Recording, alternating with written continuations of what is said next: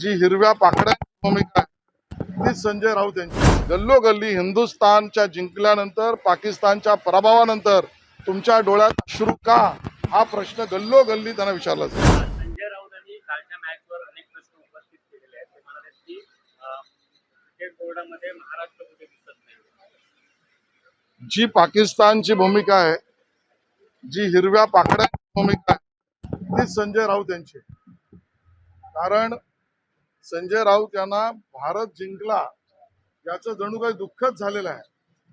जिंकलेल्या आपल्या भारताच्या यशावर आणि भारतीय संघाने जगाला जो एक संदेश दिला आणि विशेषतः कडक संदेश पाकिस्तानला दिला, या सगळ्यामुळे घाबरलेल्या लडखडलेल्या मनस्थितीत संजय राऊत भरकटलेले आहेत आणि म्हणून हिंदुस्थानच्या विजयावर या पद्धतीने शंका उपस्थित करण्याचे काम संजय राऊत करतायत. हिंदुस्थान एक आहे, मजबूत आहे, महाराष्ट्रही त्यात आहे. कदाचित त्यांना माहिती नसेल, शिवम दुबे पण महाराष्ट्रात आणि मुंबईतलाच आहे. दिलीप नार्वेकरांनी टीम इंडियाचं कौतुक केलेलं आहे. ते नार्वेकरांनी जे केलं हे प्रत्येक हिंदुस्थानी करतोय. संजय राऊत आणि उद्धवजींचा पक्ष का करत नाहीत? अखंड भारत आणि अखंड महाराष्ट्र यांना शिक्षा केल्याशिवाय सोडणार नाही. संजय राऊत आणि उद्धवजी गल्लोगल्ली हिंदुस्थानच्या जिंकल्यानंतर, पाकिस्तानच्या पराभवानंतर तुमच्या डोळ्यात अश्रू का, हा प्रश्न गल्लोगल्ली त्यांना विचारला जाईल. त्यांच्यावरती राजकीय आरोप केलेले आहेत. दुसरीकडे सैनिकांनी पण काल आपल्याला जल्लोष करायचे व्हिडिओ आता पाहायला मिळतात. संजय राऊत यांची भूमिका परवेज मुशर्रफ यांना आवडेल, इम्रान खान यांना आवडेल, बेनझीर भुत्तोच्या घरातील लोकांना आवडेल. हीच भूमिका संजय राऊतांची आणि तीच उद्धवजींना आवडते का, हा आमचा प्रश्न आहे. काल भारतीय संघाने ट्रॉफी स्वीकारली नाही आणि त्यानंतर संजय राऊत ट्विट केलेलं आहे. ते म्हणतात तुम्ही ट्रॉफी स्वीकारली नाहीत, मात्र त्याच पाकिस्तानच्या नेत्यासोबत तुम्ही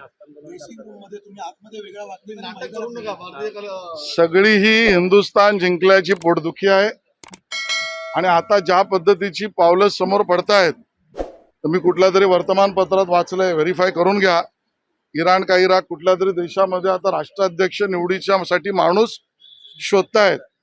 तर खोमोनी नंतर कोण? तर संजय राऊत. तुम्ही अर्ज करा, तुम्हाला नक्की तिथे स्थान मिळेल.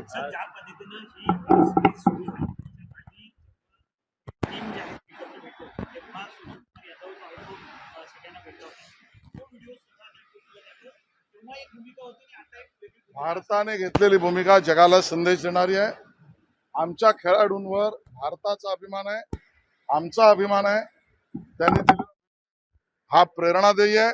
पाकिस्तानला नाक घासणार आहे. त्यानंतर दिलेला संदेश तिरंगा उंचावणार आहे. आणि पहलगाम मधल्या त्या ठिकाणी आतंकवादी हल्ला करणाऱ्या त्यांना आपल्या सैनिकांनी आतंकवादी अड्डे उद्ध्वस्त करून त्यांची जागा दाखवलेली आहे. यानंतर पोटदुखी करणाऱ्यांना हिरवी आणि पिवळी नाही, हिरवी झाली असं